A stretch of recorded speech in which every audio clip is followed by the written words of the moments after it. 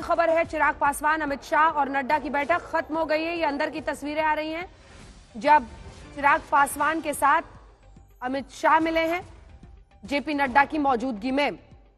देखिए, एनडीए की ये कोशिश है, अमित शाह की ये कोशिश है कि बिहार में जो गठबंधन के साथी हैं, छोटे बड़े सभी एकजुट रहे इस फैसले में। अगर वो वापसी नीतीश के साथ, नीतीश को सीएम बनाकर करने का फैसला लेते हैं, चिराग पासवान वो हो, चाहे उपेंद्र कुशवाहा हो, चाहे जीतन राम मांझी हो। सीधे चलते हैं, हमारे साथ हमारे सहयोगी अमित भारद्वाज इसी खबर पर जुड़ रहे हैं। अमित, बैठक खत्म हो गई, चिराग बोल के गए थे बिहार में, कब आप बताएंगे मीटिंग के बाद कुछ बोले क्या? देखिए अंजना, अमित शाह के यहाँ पे, गृह मंत्री के यहाँ पे बैठक चल रही थी। जेपी नड्डा अभी भी अंदर हैं, लेकिन चिराग पासवान यहाँ से निकल चुके हैं। निकलते वक्त उन्होंने बातचीत नहीं की है, लेकिन कुल मिलाकर आप अभी मुलाकात करके, अमित शाह से मुलाकात करके, जहाँ पर जेपी नड्डा मौजूद थे, भारतीय जनता पार्टी के राष्ट्रीय अध्यक्ष, वो वहाँ पर मौजूद थे, अमित शाह मौजूद थे। पंकज को बोलूंगा, पंकज अंदर की तस्वीर दिखाए। चिराग पासवान अभी अपने आवास पर पहुंचे और अभी उन्होंने आवास पर ये कयास लगाए जा रहे थे कि ये बैठक कभी भी हो सकती है। कल घर पे पहुंच भी गए और वहां भी कुछ बात नहीं की है उन्होंने। बिल्कुल बिल्कुल, यहाँ से निकलते वक्त कोई बातचीत नहीं की। बैठक हुई है गृह मंत्री अमित शाह के घर पे, चिराग पासवान की। जेपी नड्डा अभी भी अंदर है, लेकिन निकलते वक्त कोई बातचीत नहीं की है। लेकिन कुल मिला के हम बात जरूर ये समझ सकते हैं जरा कि लोकसभा की सीटों को लेके चिराग पासवान को कॉन्फिडेंस में लेना बेहद ही जरूरी है, क्योंकि जिस कास्ट कॉम्बिनेशन के ऊपर इस वक्त एनडीए की निगाह होगी, बीजेपी की निगाह होगी, ऐसे में चिराग पासवान बहुत क्रूशियल रोल प्ले करने वाले। और जो खटास जेडीयू और चिराग पासवान के रिश्तों में रहे हैं, इसके बाद ये बहुत जरूरी था कि ये कम्युनिकेशन बिल्कुल क्लियर हो जाए, ताकि चिराग कहीं भी अंडर कॉन्फिडेंट या ऑकवर्ड फील ना करे इस नए समीकरण के बाद, या 2020 वाले पुराने समीकरण के दोबारा स्थापित होने के बाद। और यही वजह है कि आज अंततः ये बैठक हुई है। अब देखना होगा कि आज दिन में वापस से चिराग पासवान क्या खुलकर बयानबाजी करते हैं, क्योंकि उनकी स्थिति क्या होगी इस नए समीकरण में, ये देखना बहुत ही जरूरी है कि उनके खेमे के, उनके गुट को कितनी सीटें मिलेंगी। क्योंकि जेडीयू की तरफ से लगातार जो सीनियर लीडर्स हैं, ऑफ रिकॉर्ड ब्रीफिंग में ये बात करते रहे कि विधानसभा चुनावों में हमको सबसे ज्यादा नुकसान चिराग पासवान के गुट ने पहुंचाया था। जदयू की सीटें कम हुई क्योंकि चिराग पासवान की तरफ से कैंडिडेट्स फील्ड किए गए, और जो वोट काटा उन कैंडिडेट्स ने, अमित, जिसकी चर्चा हम कर रहे हैं लगातार, एनडीए के साथियों को एकजुट रखने की अमित शाह की कोशिश। संजय जी, जल्दी से कमेंट आपसे चाहती हूँ। पासवान, मांझी, कुशवाहा और नीतीश कुमार तो आ ही रहे हैं, तो पूरा जो कुर्मी कोयरी वोट बैंक है, अति पिछड़ा है, महादलित की जो पॉलिटिक्स आते हैं, इन तमाम, अगर कास्ट पॉलिटिक्स बिहार की सच्चाई है तो एनडीए उसको अपनी तरफ करती हुई दिखाई दे रही है। संजय, बिल्कुल अंजना जी, मुझे ऐसा नहीं लगता है कि बीजेपी को कोई संशय है कि अगर ये सब उनके साथ नहीं आएंगे तो 2024 के चुनाव में उनका प्रदर्शन अच्छा नहीं होगा। ये तो निश्चित है कि सिर्फ नीतीश कुमार भी उनके साथ आ जाएं तो बीजेपी, या कहूं कि एनडीए का प्रदर्शन 2024 के चुनाव में बिहार में बहुत अच्छा होने वाला है। लेकिन अगर सब साथ आ जाएं तो बिल्कुल सफाया हो जाएगा। कह सकता हूं 40 की 40 सीटें जीत सकते हैं। तो उस ओर बीजेपी बढ़ रही है। 2024 के चुनाव में जीतने के लिए वो जो तमाम रिकॉर्ड की बात हो रही है, 400 पार, 350 पार, उस डायरेक्शन में जाते हुए बीजेपी चाहती है कि उनके छोटे छोटे जो घटक दल हैं, आप कह रहे हैं, लेकिन किशनगंज में वहाँ पे 67% के आसपास मुस्लिम वोट है। हाँ, नहीं, मैं उदाहरण दे रहा था कि बिल्कुल वो चाहते हैं कि सिर्फ चुनाव ना जीते, बल्कि विपक्ष का सफाया हो जाए। तो अगर ये छोटी छोटी पार्टियां उनके साथ रह जाती हैं, नीतीश कुमार भी साथ आ जाते हैं, तो बिल्कुल सफाए वाली स्थिति हो जाएगी और आरजेडी कांग्रेस गठबंधन का सफाया हो जाएगा। सीधा शशि, जल्दी से दिखाइए, तेजस्वी यादव दिख रहे हैं शायद। जी बिल्कुल अंजना, हम दिखा रहे हैं यहाँ पर। अब नीतीश कुमार के लिए खुल करके मोर्चेबंदी हो गई है।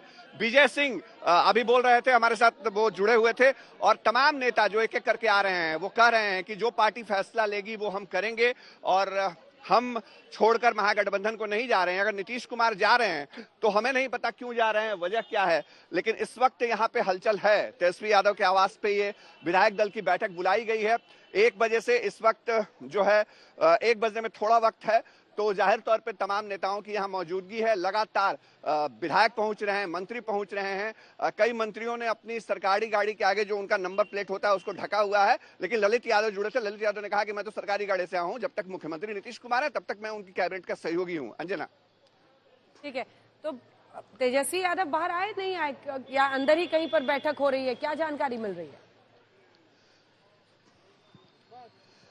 नहीं, देखिए बैठक अभी शुरू नहीं हुई है, अभी तो जाने का सिलसिला जो है वो है, और जो नेता हैं वो जा रहे हैं एक एक करके अंदर में। तेजस्वी यादव भी थोड़ी देर में यहाँ रहेंगे और उन्हीं की अध्यक्षता में, चुके हैं वही विधायक दल के नेता भी हैं, तो जाहिर तौर पे उनकी अध्यक्षता में ही बैठक होगी यहाँ पे, और बैठक में क्या नतीजा निकलता है उस पर हमारी नजर रहेगी। इस वक्त हलचल है यहाँ पे और तमाम नेताओं के आने का सिलसिला जो है वो जारी है। लेकिन एक बहुत जो दिलचस्प बात है जनाब, वो ये कि जो आरजेडी के विधायक हैं, आज उनके तेवर, भले नेता लालू यादव नहीं बोल रहे हो, बाकी लोग नहीं बोल रहे हो, लेकिन उनके तेवर इस वक्त जो हैं वो कड़े हैं। और कई विधायकों ने अंदर जाते हुए कहा है कि नीतीश कुमार कर्पूरी की आइडियोलॉजी की बात करते हैं, जबकि कर्पूरी के खिलाफ जो एक तरह से कार्यक्रम था वो नीतीश कुमार उसमें शामिल हुए थे। तो अपने अपने दावे हैं, सब कुछ है, पत्ते खुलेंगे धीरे धीरे, लेकिन इस वक्त जो बैठक है वो थोड़ी देर में शुरू होगी।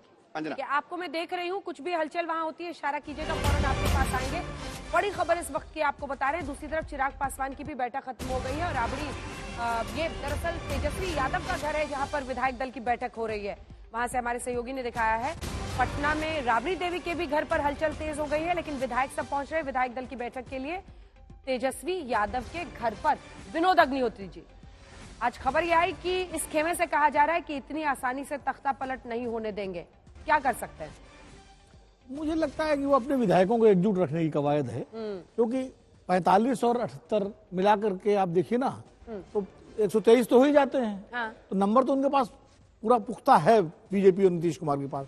देखिए, इसमें एक चीज और है, नीतीश कुमार का ऑपरेशन जो बीजेपी का है वो सिर्फ बिहार तक नहीं है, जो भी संजय जी कह रहे थे सही कह रहे थे। ये दरअसल पूरे अपोजिशन अलायंस को, इंडिया अलायंस को डिस्टर्ब करना है कि भाई जो संयोजक बन सकते थे या जिन्होंने पूरा सिजरा जोड़ा, वो अपने आप में जब खुद ही इधर आ गए तो बचा क्या इंडिया गठबंधन। तो पूरा परसेप्शन पूरे देश स्तर पे बिगड़ने का मामला है। मैं आपको एक घटना याद दिला दूं, जब 1998 में भारतीय जनता पार्टी दोबारा जीत के आई और सरकार बनने की बात थी अटल बिहारी वाजपेयी जी की, उनको समर्थन की जरूरत थी, तो यूनाइटेड फ्रंट था उस समय।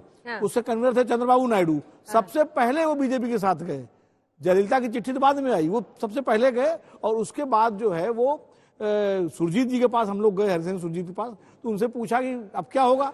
बोले क्या होगा, अवर कन्वीनर हैज गॉन, अब हम क्या कर सकते हैं। जिसको सबको जोड़ना था वही चला गया। हालांकि यहाँ वो कन्वीनर नहीं बन पाए थे, लेकिन जिन्होंने इंडिया गठबंधन को सूत्रधार बनाया तो उसे थे। ही ले उड़े। जल्दी से ये देखिए, शशि वहां से जुड़े हुए हैं, शशि बताइए।